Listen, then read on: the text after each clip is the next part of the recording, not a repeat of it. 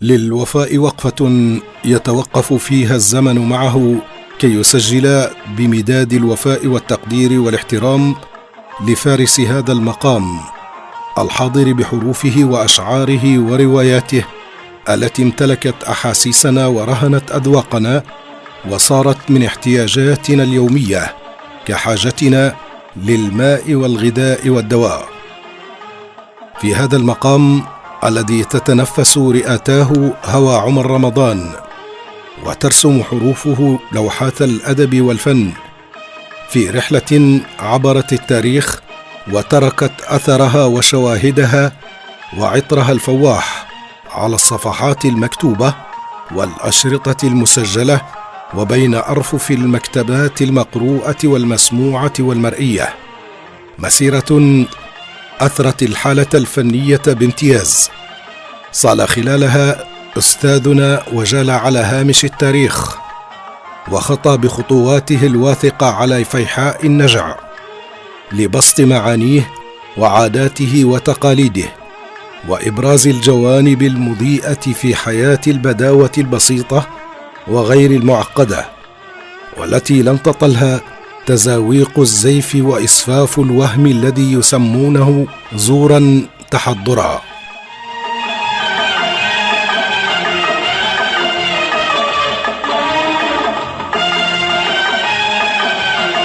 كل هذا الإبداع الذي لم يتسلل إليه العجز واجهت حروفه بكل محاورها هجمات الثقافة الدونية والهابطة لردع الألوان الدخيلة على مجتمعنا.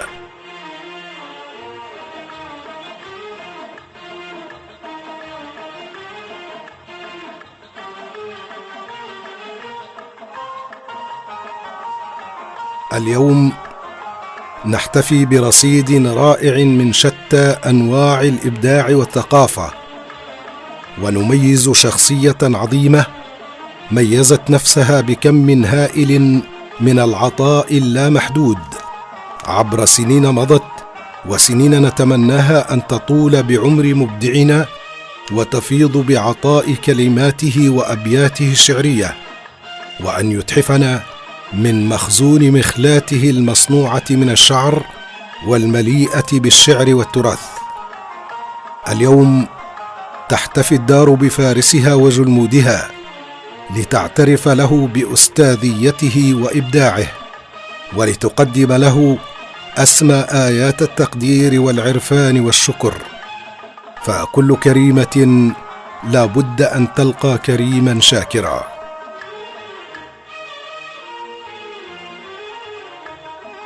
عمر رمضان غنية ولد بوادي نفد أحد أودية بني وليد عام 1953 ميلادية.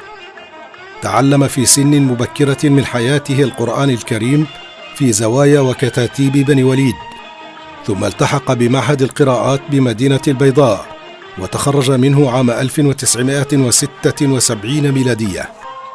استهوته الكتابة منذ الصغر فتواصل مع العديد من الصحف والمجلات المحلية ونشر إنتاجه الأدبي على صفحاتها، كما شده العمل الإذاعي فتدرج فيه بكل نجاح حتى برز اسمه من بين كبار الكتاب والمؤلفين محليا وعربيا. أثرى عمر رمضان المكتبة الإذاعية بشقيها المرئي والمسموع بحزمة مميزة من الأعمال الفنية والبرامج التاريخية والاجتماعية والدينية، كما كتب النصوص الأدبية لعدد من البرامج الإذاعية وخاض تجربة واسعة مع الشعر الغنائي. تعامل مع كبار الملحنين وتغنى بأعماله نخبة من الفنانين الليبيين والعرب، وتميزت كلماته بالسلاسة وقوة التعبير، ونال جوائز محلية ودولية، وكرم في محافل عدة بالداخل والخارج.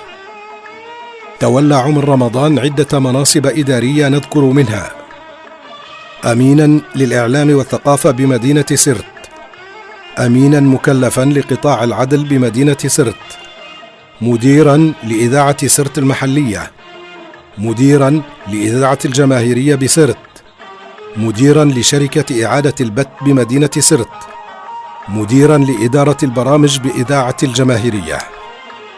حمل الأديب والشاعر الكبير عمر رمضان على عاتقه مسؤولية التعريف بالتراث الشعبي والموروث الاجتماعي، فكان العارف بالخبرة والمعايشة، والمدرك بالحواس والشعور، والقادر بالبيان والتبيان وتقريب الصورة ذهنيا وفكريا بدقة الوصف وجودة التعبير، في محاولة جادة منه للحفاظ على تراثنا وموروثنا ونقله للأجيال القادمة في أبهى صوره.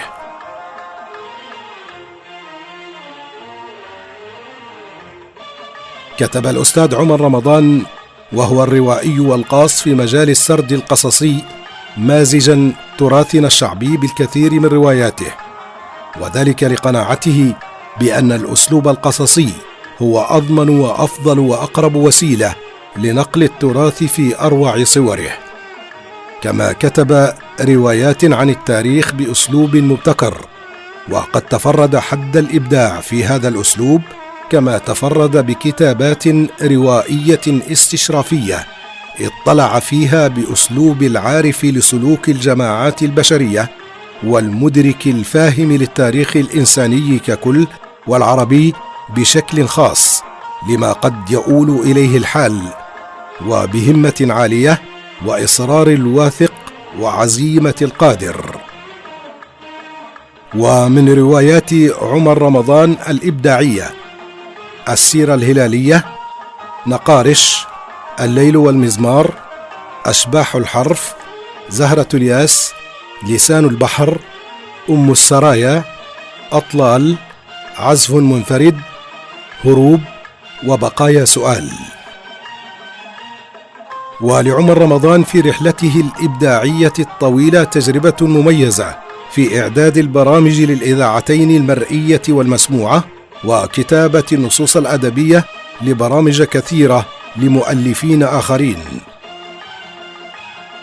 أعد عمر رمضان للإذاعة البرنامج التمثيلي الشهير على هامش التاريخ الذي تواصل لأكثر من 30 عاماً، وبرنامج للأرض والحرية الذي قدمه الإذاعي القدير علي الزين، وبرنامج في الصميم الذي قدمه الإذاعي القدير سالم رحيم لمدة 3 سنوات، وبرنامج على الطريق الذي قدمه الإذاعي القدير عثمان الطيف، والبرنامج المرئي من أجل الإيمان الذي قدمه الإذاعي القدير عبد الله عبد السلام.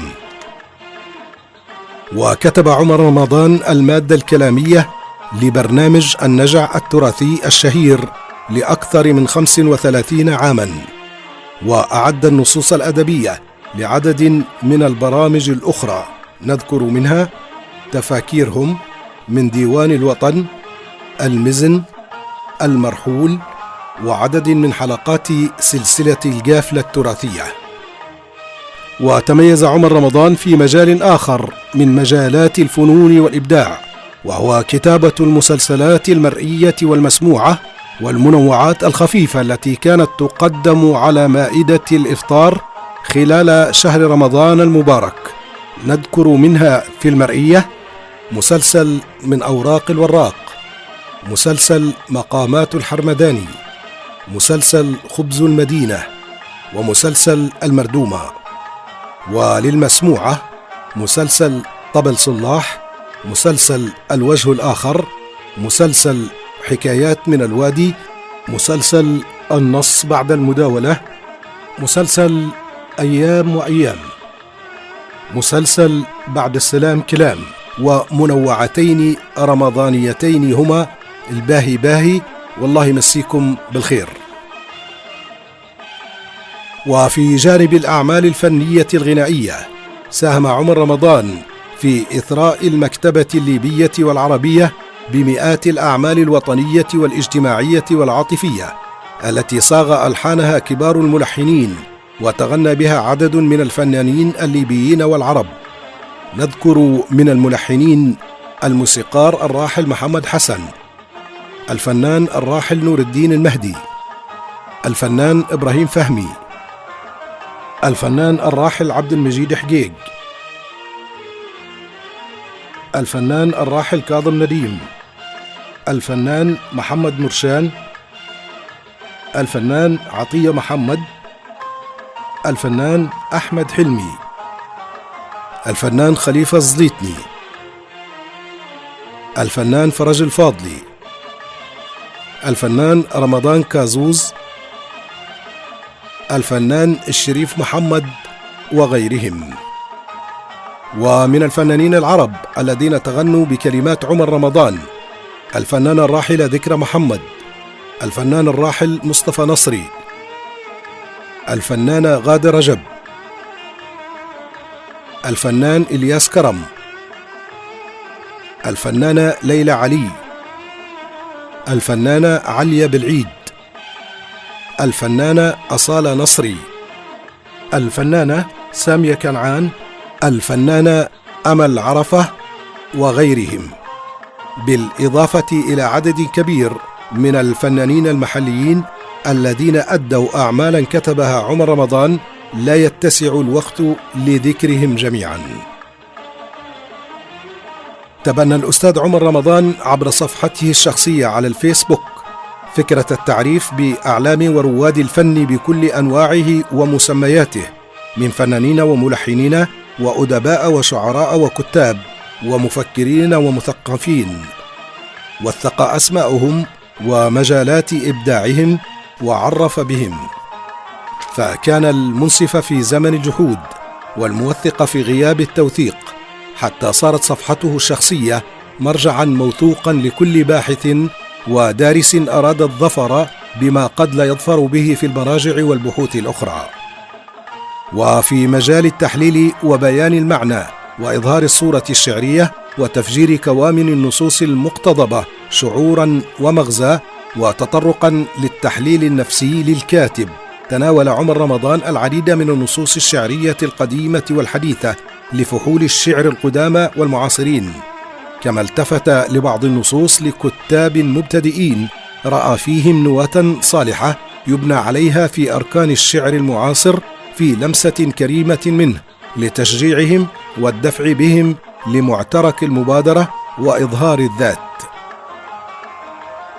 كانت هذه إضاءات حول سيرة ومسيرة الأديب عمر رمضان التي امتدت لأكثر من 4 عقود، قدم لنا خلالها ولا يزال روائع إبداعاته في رواق الثقافة والفنون ليخلد اسمه في صفحات أرشيف ليبيا وذاكرة الليبيين.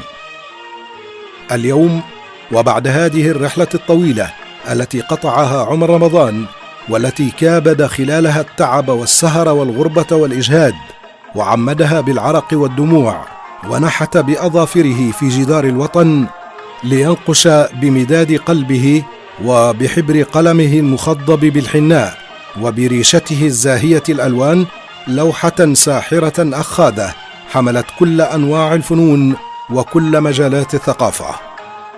اليوم ومع تقدم سنوات عمره وحالته الصحية وظروفه الاجتماعية لم يعد عمر رمضان قادرا على ارتياد الصالونات الأدبية وأروقة الثقافة ومجالسة الأدباء والشعراء والكتاب والفنانين، لم يعد قادرا على زيارة المكتبات العامة ومعارض الكتاب ولا حضور الندوات والحوارات والأمسيات.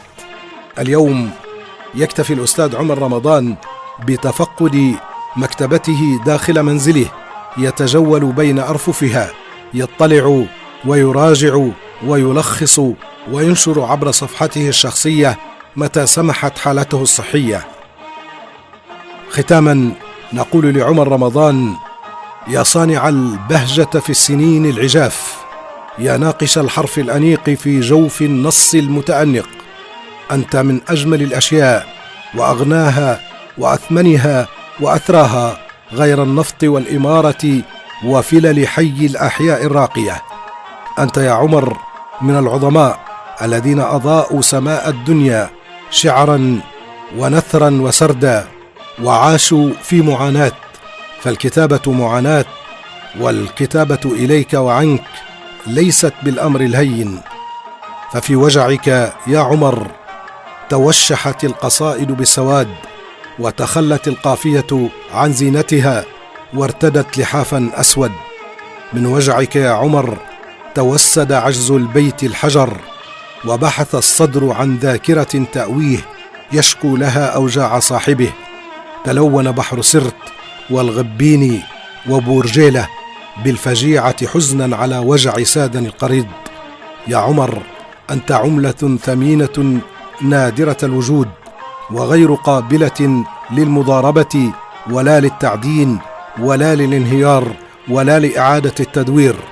قد لا تتداول في سوق الأسهم، ولكنها رصيد يرفع مالكها إلى عنان السماء. عمر رمضان، إليك محبتنا وودنا، يا بيت القصيد، يا فارس الكلمة، يا منهل الجود والعطاء. نسأل الله أن يمدك بأسباب الشفاء، وأن يلبسك ثوب الصحة والعافية.